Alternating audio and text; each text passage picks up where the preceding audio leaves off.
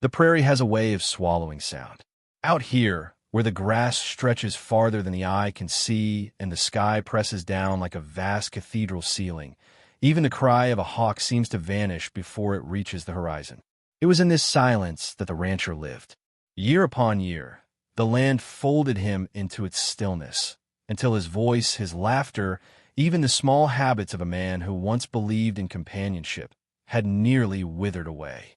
At dusk, the ranch looked almost holy. Fences stood like the ribs of some ancient beast long dead, weathered posts holding up wire that sagged in places from storms and time.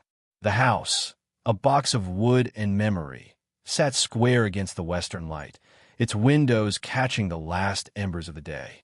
Inside, the man moved with the patience of someone who knew each groan of the floorboards, each shadow on the wall. He was not yet old, not by the counting of years.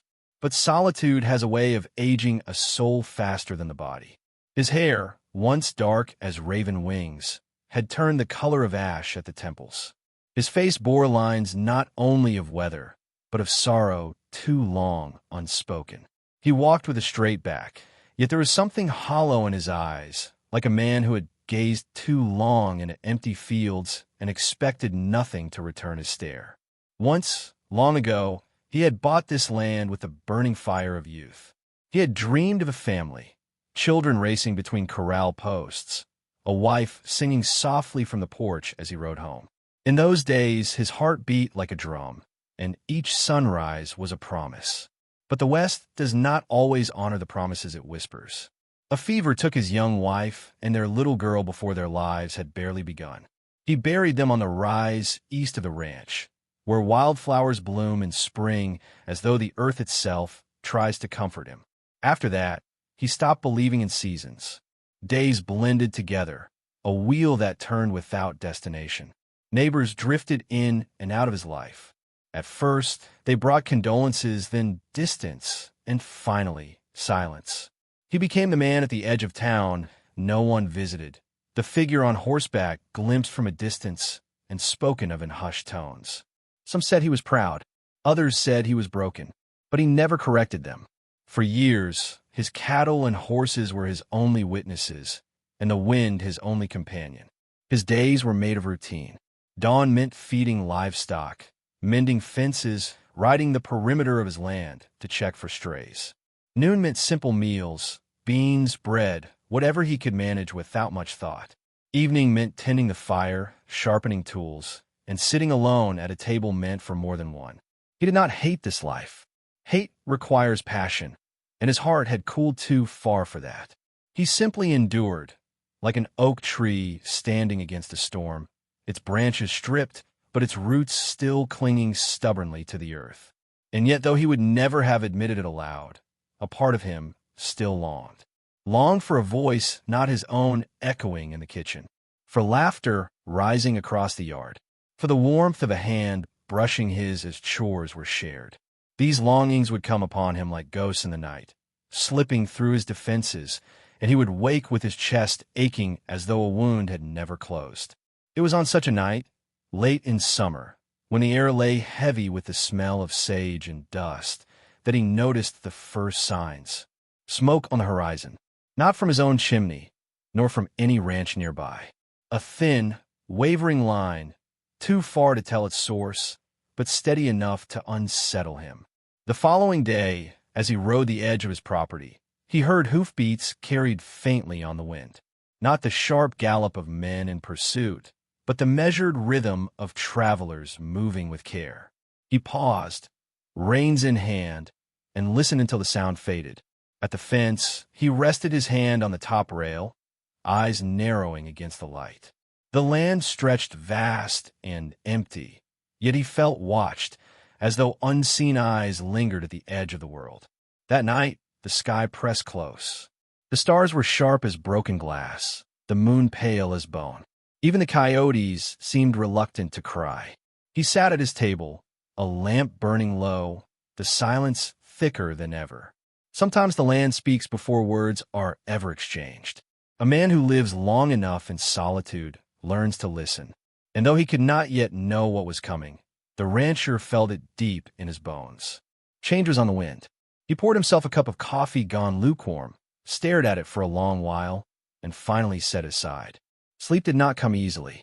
In his dreams, he heard voices again, not the voices of the dead, but of the living, footsteps crossing his porch, breathing not his own inside his walls. When he woke before dawn, the world outside was hushed, as if waiting. He dressed in silence, pulled on his boots, and stepped outside. The air was cool, the grass wet with dew. Far to the south, a hawk cut across the sky, wings wide against the pale morning light. The rancher stood there, listening, though nothing stirred but the wind. Still, something in him knew.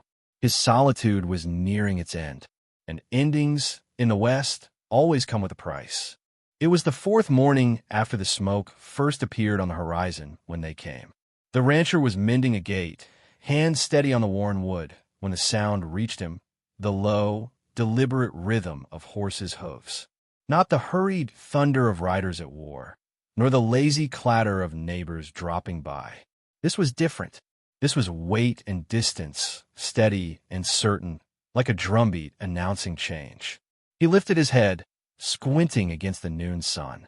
At the far edge of his land, where the grass bowed in long waves to the wind, figures emerged, 10 of them, mounted, their silhouettes cut sharp against the blue. Apaches. The word itself was a spark in his chest, lighting old fires of memory and rumor. Town talk whispered of raids, ambushes, sudden violence. He had heard men in saloons call them shadows, wolves, ghosts of the desert. His hand went to the rifle leaning against the post. But as they drew nearer, the image broke against the truth. These are no raiders. Their horses were thin, ribs visible beneath hides. Their faces were drawn with hunger and long miles of exile. Dust clung to their braids, to their clothing stitched with wear. Among them were men, yes, proud and tall, even in weariness, but also women, and children whose small hands clutched reins with more strength than they should have had to muster. At their head rode a man with eyes as steady as still water. His hair was streaked with gray, his shoulders broad despite hardship. He raised a hand, not in threat but in greeting. The rancher did not return it. His fingers tightened on the rifle. When they reached the yard, silence fell heavy between them. The horses pawed the earth, snorted, lowered their heads. Dust swirled, settling on boots and stirrups alike. The Apache leader dismounted first. He stepped forward, slow and deliberate, as if careful not to break the fragile air between strangers.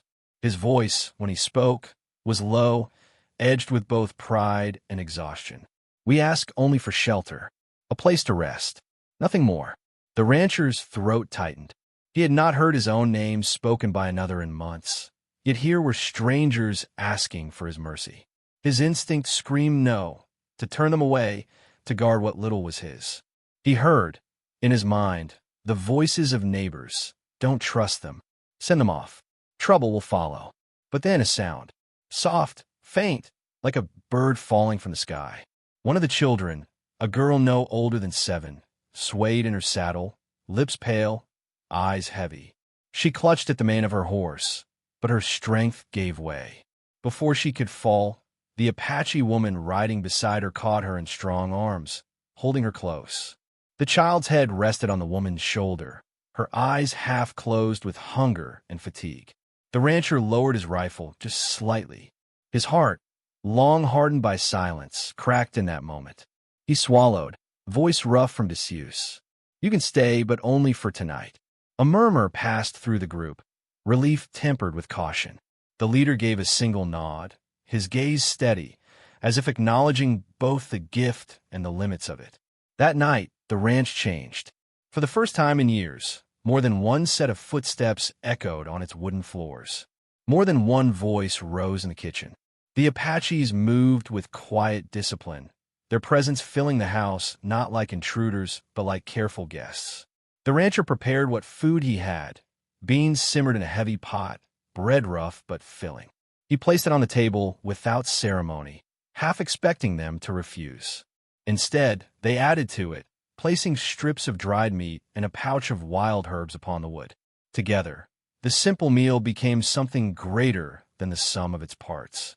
They ate mostly in silence. The children's eyes flickered with curiosity, watching him between bites. The women sat straight, their dignity intact even in weariness. The men kept their gazes level, neither hostile nor submissive. The rancher said little, but he noticed everything. He noticed how one woman, with eyes dark as midnight and a scar trailing faintly across her cheek, rose after the meal and without being asked carried dishes to the basin, washing them as though they were her own.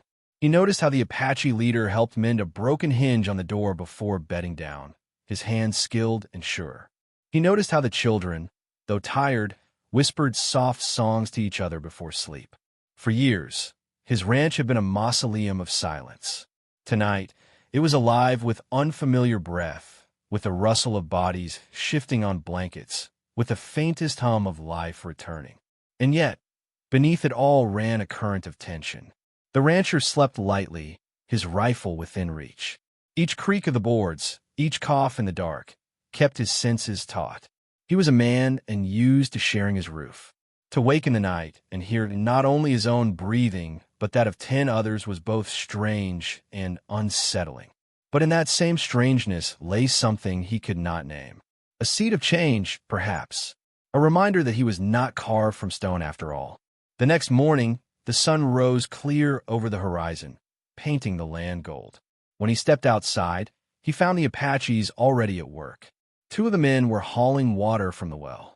The scarred woman was tending his horses, her touch firm but gentle as she brushed their coats. The children gathered kindling near the porch, laughing softly despite themselves. He stood watching, wordless. It struck him then. They were not waiting for permission. They were simply living, as if the ranch were not merely his, but a place that could belong to anyone who offered their hands. For a moment, something long buried stirred in him. The sight of chores being shared. The sound of laughter drifting across the yard. These were things he had once dreamed of, things he had thought buried with his wife and daughter. But memory can be cruel. The warmth in his chest twisted into ache. He turned away, unwilling to let the past cut him open. That evening, storm clouds gathered over the plains. The sky darkened, wind sweeping across the fields with a voice like mourning. Rain came in sheets, drumming against the roof, rattling windows. Inside, the ranch was crowded with bodies, warmth pressed against the cold. They sat together by lamplight, the storm raging beyond the walls. No one spoke much, but the silence was different now. No longer empty, but shared. The children leaned against their mothers.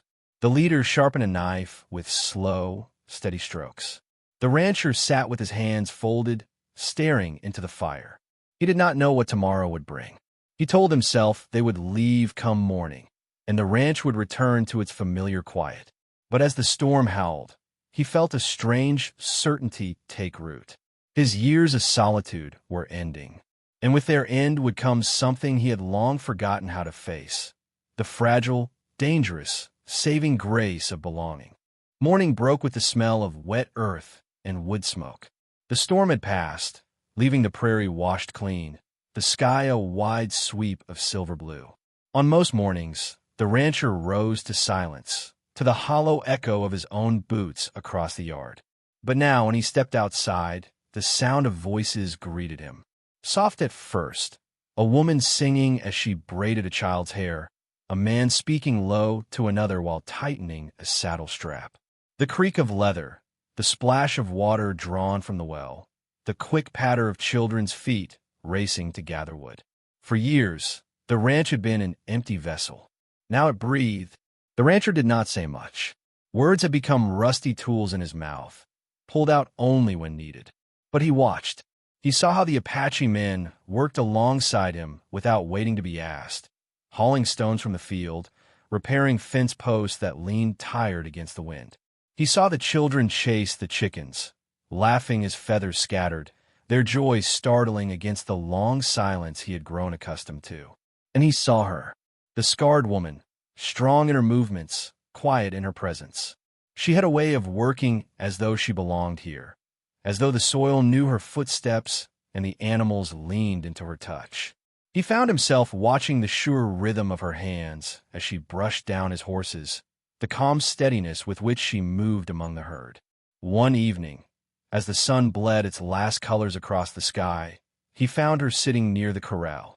A child slept against her shoulder, dark hair tangled, small hand curled in her shawl. She hummed low, a tune that seemed older than the prairie itself. The rancher paused, as if afraid his boots might break the spell. For the first time in many years, he felt the weight of words pressing against his chest, aching to be spoken. "That a gentle song," he said quietly. She lifted her eyes to him, calm and unreadable. "It was my mother's. She sang it when storms frightened us." He nodded, unsure of what else to say. The child stirred but did not wake. In the gathering dusk, the woman's face softened, shadows tracing the scar along her cheek like a river carved in stone. Another night, by the fire, stories were told. The Apache leaders spoke of their long journey, of soldiers who had driven them from their homeland, of hunger that shadowed every mile. His voice was measured, without bitterness, but heavy with truth. When his words faded, silence fell. The fire crackled, casting red light across their faces. Then, to his own surprise, the rancher spoke. "My wife and little girl rest up on that hill," he said, eyes fixed on the flames. "Fever took them long ago. I buried them myself." The words trembled at first, clumsy from disuse. But once freed, they flowed, soft and unbroken. He spoke of the early days, of dreams planted in this soil, of the silence that followed when the earth took back what he loved most. The Apaches did not interrupt. They listened, not with pity, but with a kind of reverence, as if sorrow itself was sacred. When he finished, no answer was given, no comfort forced. Only the fire burned on, steady, as though acknowledging his truth. And in that quiet, something shifted. The wall he had built around himself, a fortress of silence and distance, cracked. The days that followed moved in rhythms unfamiliar but strangely right. He found himself teaching the children to ride, lifting them onto the backs of his horses, guiding their small hands on the reins. Their laughter rose bright against the wide sky, and though it ached, reminding him of the child he had lost, it also healed. In return, the woman taught him small things he had never known: how to twist fibers into rope strong enough to hold cattle, how to grind certain herbs into paste that soothed aching joints. Her voice was quiet, her eyes steady, and when she spoke, he listened. The ranch, once heavy with silence, became a place of shared work, shared meals, shared breath. At night, when he lay in bed, he no longer felt the oppressive emptiness of the house. He could hear their murmured voices in the next rooms, the small sighs of children dreaming. Strangely, it comforted him, but not everyone saw it that way. The nearest town was a day's ride, but whispers traveled quicker than the wind. A rancher, they said, had taken Apaches under his roof. Some called him a fool, others a traitor. Men in saloons muttered of danger, of the risk of violence, of the shame of harboring those long seen as enemies. He knew the words would come to him sooner or later. He knew trouble brewed on the horizon, as surely as storm clouds gather before the rain. One afternoon, a neighbor rode by, dust trailing from his horse. He reined in at the fence, hat low over his eyes. "Heard you got company," the neighbor said flatly. "Dangerous company." The rancher stood tall, arms crossed, silence his shield. "Don't bring trouble on yourself," the man warned. "Folks are talking. They don't like it." With that, the neighbor turned his horse and rode off, leaving only the echo of hoofbeats and the weight of unspoken threat. That evening, the rancher sat by the fire, staring at the flames. The Apaches went about their quiet, the children playing softly, the men speaking low. He felt the woman's eyes on him, steady, unreadable. For the first time, he wondered if he could bear to lose this fragile life that had taken root here. Could he send them away and return to silence? Could he bear the empty rooms, the lifeless mornings? He already knew the answer. The prairie is wide, but hearts, once opened, cannot be closed again without cost. And so the rancher sat there, listening to the laughter of children and the steady breath of those around him, and knew a storm was coming. This time, he would not face it alone. The prairie has a way of carrying rumor on the wind. By the time autumn brushed its first chill across the grass, the rancher could feel it in his bones. The world beyond his fences was stirring. It began with the sight of riders on far ridges, lingering too long before moving on. It deepened with the silence of neighbors who once nodded at him in town, but now turned their faces away. And then, one evening it arrived, the sound of horses, not weary, like the Apaches had come with, but sharp, urgent, a pounding that rattled the earth. Dust lifted at the far edge of the ranch as half a dozen riders appeared, their shapes hard against the fading sun. The rancher stood on his porch, rifle resting across his arm. Beside him, the Apache leader stepped forward, his presence steady, his gaze unflinching. Behind them, the women gathered the children inside, their whispers urgent but calm. The riders slowed, fanning out in the yard. Men from town, faces familiar, hard now with suspicion. At their front, a man with a scar across his jaw leaned in his saddle. "We've heard what you've done," he said, voice sharp. "Harboring Apaches. Enemies. You know what that makes you." The rancher's jaw tightened, but he did not move. His silence stretched, heavy as the gathering dusk. "Turn them out," the man demanded. "Tonight, or we'll do it for you." The words hung there, brittle as dry grass waiting for flame. The rancher shifted his rifle in his hands. His voice, when it came, was quiet, but it carried. "This is my land, my home, and those under my roof are my family. You'll not take them from here." A ripple went through the riders. They had expected fear, excuses, surrender. Instead, they found iron. The Apache leader stepped forward then, shoulder to shoulder with the rancher. His gaze swept the townsmen, calm as still water, unbroken by threat. Behind them, the scarred woman appeared in the doorway, a child's small hand in hers, her eyes steady as stone. The yard went silent. Even the horses seemed to hold their breath. The man with the scar spat in the dust. "You've made your choice. Don't expect mercy when this spreads." For a long moment, the standoff held, rifles gripped, hearts pounding, the prairie itself waiting. Then, slowly, the townsmen turned their horses. One by one, they wheeled away, their curses trailing like shadows. The thunder of hooves faded into distance. The rancher exhaled, long and low. His rifle lowered, his shoulders eased. For the first time in years, he had spoken not just to survive, but to claim something worth protecting. That night, the ranch was alive with firelight. The storm had passed, but in its wake came a different kind of warmth. Not relief alone, but belonging. The Apaches gathered close, their voices low, their laughter rising now and then like sparks drifting into the dark. The rancher sat among them, not apart, but within. The scarred woman sat nearby, her hands busy weaving fibers in a rope, her movements steady, sure. Their eyes met across the fire, no words needed. In her gaze he saw what he had thought lost forever. Understanding without judgment, strength without cruelty, a place where his loneliness could finally rest. The children, tired from the day's fear, leaned against him as he sat.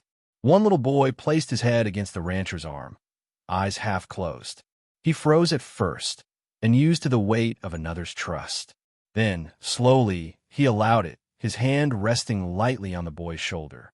His chest ached, but this time the ache was not emptiness. It was fullness, so great it almost hurt to contain. When the fire burned low and the stars spilled wide across the sky, he walked to the rise east of the ranch. The graves lay there, small wooden markers weathered by wind and rain. He knelt in the grass, hands folded, and for the first time in years, he spoke aloud to the earth. "I'm not alone anymore," he whispered. "You can rest. So can I." The night held him quiet and kind. When he returned, the scarred woman waited by the porch. She did not speak. She simply looked at him, as if she knew the journey he had taken in silence. He met her gaze, and though no words passed, something settled between them. Not romance rushed, but a bond deep as the roots of the prairie oak. The ranch would never again be what it had been, a place of solitude and loss.